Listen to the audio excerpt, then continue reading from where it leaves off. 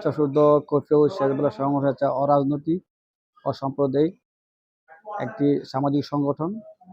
এই সংগঠন থেকে আমরা সবাই ব্যক্তিগতভাবে সবাই সবার কাছ থেকে পরীক্ষিত হতে চাই। কি পরীক্ষিত? ধৈর্য, সহ্য, আচরণ, সামাজিক শিষ্টাচার, আমাদের মাঝে যেই একটা বৈশিষ্ট্য আছে এটা চলমান এবং এর ধারাবাহিকতা রাখতে চাই। এই নারায়ণগঞ্জ জেলা থেকে এই পঞ্চাশোর্ধ্ব সংগঠনটি স্থাপিত হয়েছে। আমি অত্যন্ত পরিশ্রম করে সবাইকে নিয়ে সংঘবদ্ধ হয়ে আমার যেটা এক্সপেকটেশন ছিল যে এই সংগঠনকে উজ্জীবিত করে সামাজিক কাজকর্মভাবে আমরা এটা এগিয়ে নেব। মাননীয় প্রধানমন্ত্রী জননেত্রী শেখ হাসিনা, ওনাকে আমরা দেখাবো যে দেশের জন্য উনি যেন অক্লান্ত পরিশ্রম করে যাচ্ছেন, আমরাও একটা সামাজিক সংগঠন করে সামাজিকভাবে সামাজিক কাজকর্ম করে প্রবীণ ভাষা থেকে যেন একটি ভালো উপহার স্বরূপ কিছু দিতে পারি, বাংলার মানুষকে যেন সন্তুষ্ট করতে পারি। যারা বৃদ্ধ আশ্রম আছেন এই বৃদ্ধ আশ্রমটাকে আমরা অ্যাভয়েড করতে চাই। আমরা চাই সন্তানের কাছে পিতামাতা হোক একটি পারিবারিকভাবে এই সর্বোচ্চ আশ্রয়স্থল। এবং আপনারা যারা মিডিয়া আছেন আপনাদের কাছে আমাদের অনুরোধ থাকবো, আপনারা তো সত্যের পথে চলেন, আপনারা হচ্ছেন এই সত্যের অধিকারী।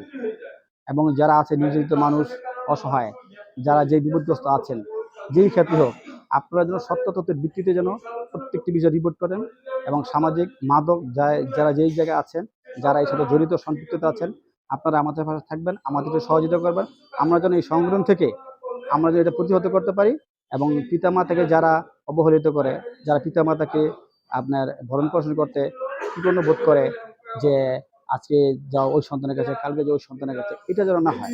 আমরা যেন এই বিষয়গুলো প্রত্যেকটি সমাজ থেকে, প্রত্যেকটি ওয়ার্ড থেকে আমরা যেন যারা আছে সমাজে, যারা মুরব্বী আছেন, যারা প্রতিনিধি আছেন, তাদের সাথে আলোচনা করে, তাদের সাথে যোগাযোগ করে আইন প্রশাসনভাবে আমরা প্রত্যেকটি ওয়ার্ডে আমরা অবগত করবো এই সংগঠন থেকে।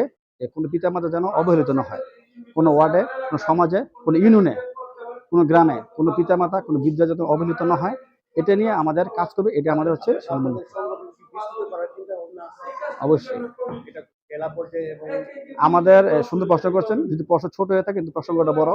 আমাদের এই সংগঠনটি এটাও নয়, আমরা চাচ্ছি যে সারা বাংলাদেশও নয়, সারা ওয়ার্ল্ডের জন্য আমাদের সংগঠনটাকে উপস্থাপন করতে পারি সুন্দরভাবে, সামাজিক কার্যক্রমভাবে, যাতে সবাই যেন আমাদের কাছে একটি মানে আশ্রয়স্থল হিসাবে আমাদের কাছ থেকে প্রত্যাশা করতে পারে। মাদক ইফতিজিং হচ্ছে, আমি একটা কথা বলি যে আমি ঠিক সব ঠিক, আমার ঘর থেকে যদি আমি ঠিক সংশোধন করতে পারি, আমার সন্তানকে যদি ঠিক মতো পালন করতে পারি, ঠিক মতো গাইডলাইন করতে পারি, সে কোথায় যায়, কি করে, কার সাথে সে সম্পর্ক রাখছে, যদি করতে পারি, তাহলে আশা করি যে আমাদের মাদকটা আমরা আমাদের ঘর থেকে পরিণত করতে পারবো। এবং যদি পাশে থাকেন প্রশাসন, সাংবাদিক, মিডিয়া, অনেক সময় আছে দেখেন মাদক যারা ব্যবসা করে তারা কিন্তু অচিরেই কিন্তু তাৎক্ষণিকভাবে এই টাকার বিনিময় হোক, যে কোনো বিনিময় হোক, কারো কোনো লিঙ্ক পরিচয় হোক, তারা কিন্তু অচিরেই কিন্তু এটা মুক্তি পায়। আবার কোনোভাবে তারা আবার এই মাদকটা বিক্রি করে প্রতিটি সমাজে, প্রতিটি ওয়ার্ডে। কিন্তু এটার মানে কি? এটা অসচেতন সমাজ, অসচেতন প্রশাসন। আমি চাই প্রশাসন যারা আছেন তারা যেন সচেতনভাবে প্রশাসন যেন ঠিক মতো কাজ করে, তারা যেন নিষ্ঠার সাথে কাজ করে যে আমার সন্তান নষ্ট হবে। একটি পিতামাতা বোঝে একটা সন্তান যদি নষ্ট হয়, যখন মাদকে জড়িয়ে যায়, সে বুঝে এটা যে একটা যন্ত্রণা, তার কাছে মনে হয় একটা কেয়ামত, একটা ফ্যামিলি কেয়ামতের মতো মনে হয় যে সন্তান নষ্ট হয়ে যায়। ধন্যবাদ। 50 কপিয়া শেষ বেলা নারায়ণগঞ্জ সংগঠনের আজকের এই ঈদ পূর্ণিমিলন অনুষ্ঠান এবং আলোচনা সভার আয়োজন করা হয়েছে। আজকের সভায় সভাপতিত্ব করছেন H.A. আখতারুজ্জামান আখতার ভাই, এবং সঞ্চালনায় আছি আমি মোহাম্মদ আনোয়ার হোসেন আনু, সদস্য সচিব, এবং আমার সাথে আছেন হাবিবুর রহমান হাবিব ভাই। আমাদের এই সংগঠনটা একটা মানবিক এবং দৃষ্টির সংগঠন। এই সংগঠনটাকে আমরা এগিয়ে নিতে যাচ্ছি। আমাদের 50 ঊর্ধ্বে কফি হাউস শেষ বেলায় যেটা নামটার সাথে আমাদের একটা মিশে, যারা আমাদের 50 ঊর্ধ্বে যারা, তাদেরকে নিয়ে আমরা সংগঠনটা করছি। এই সংগঠনটা আমাদের মূল উদ্দেশ্য হচ্ছে যে 50 ঊর্ধ্বে হয়ে গেলে আমরা অনেক সময় নিরহ হয়ে যাই, অনেক সময় পরিবার থেকে আমরা অবাঞ্ছিত হয়ে যাই, পরিবার থেকে আমরা বিতাড়িত হয়ে যাই, এবং সেই পরিবার থেকে আমরা বিতাড়িত না হই এবং পরিবারের থেকে আমরা সুন্দর সুষ্ঠুভাবে এবং পরিচালনা করতে, এবং আমাদের সন্তানাদি যাতে এই বৃদ্ধ বয়সে যাতে পিতা মাতাকে এবং দেখে এবং লালন পালন করে, সেই উদ্দেশ্যে নিয়ে আসলে আমাদের এই সংগঠনটা করা।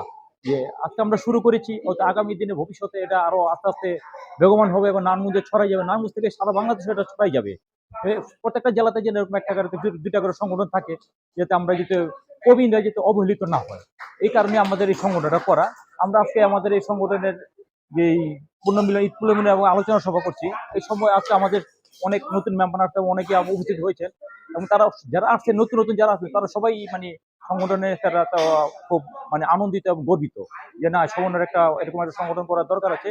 যে প্রত্যেকটা পরিবারের একজন করে সংগঠনের সদস্য যদি আমাদের কাছে এখানে থাকে তাহলে প্রত্যেকটা পরিবারকে যাতে আমরা বুঝাতে পারি এবং ছেলে মেয়েদেরকে যাতে আমরা ওইভাবে আমরা গড়ে তুলতে পারি, যাতে আগামী প্রজন্মে যাতে আমাদের ওই যে কিছু কিছু আমরা অনেক সময় দেখি, আমরা বৃদ্ধাশ্রমে দেখি অনেক মা বাবা অনেকেই মানে ওখানে পড়ে পড়ে আছে, মানুষকে অবহেলিত করে রাখছে, ছেলেবেলারা সন্তানরা তাদেরকে বের করে দিচ্ছে বাসা থেকে, তারা একটা বৃদ্ধাশ্রমে নিয়ে তারা ওখানে আশ্রয় নিচ্ছে।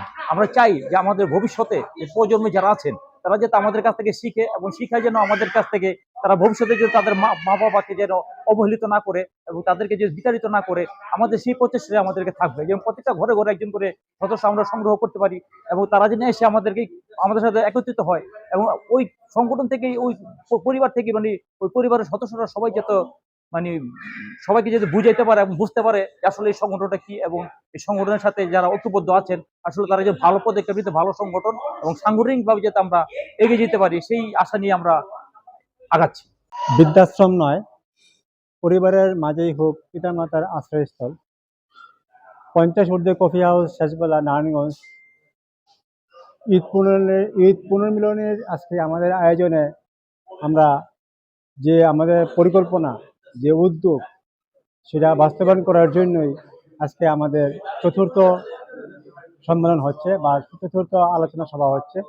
সেই আলোচনায় আমরা মুক্ত আলোচনায় আমরা বেরিয়ে আসলাম, যেখানে মাদক অনেকে আলোচনায় ফুটে আসছে যে মাদক তো একটা বিভীষিকাময়, প্রত্যেকটা দেশব্যাপী এটা বিস্তৃত হয়ে আছে। যাতে আমরা এই কফি হাউসের মাধ্যমে আমরা প্রত্যেকটা সদস্য, প্রত্যেকটা পরিবারেই আমরা যাতে আমরা সচেতন হতে পারি। সচেতন হতে আজকে 50টা পরিবার যদি আমরা সচেতন হয়ে 50 থেকে 100 হবে, 100 থেকে 200 হবে, এভাবে সারা বাংলাদেশে আমরা বিস্তৃতি করে মাদককে আমরা মোটামুটি আমাদের আয়ত্তে আনতে পারবো এবং বুঝের মাধ্যমে অনেকে আমরা পরিবারকে আমরা বুঝাতে পারবো আর কি।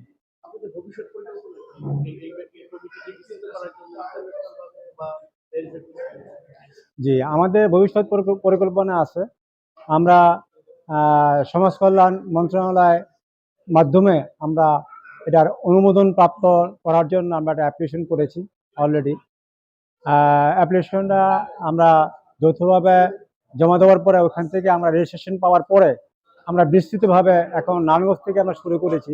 আমরা আশা করি প্রতিটা জেলায় আমরা যাতে আমরা আমাদের এই 50 ঊর্ধ্বে কফি হাউসের যে আমাদের কর্মসূচি আমরা বাস্তবায়ন করব ইনশাআল্লাহ। যারা অবহেলিত চিকিৎসা টাকা পায় না।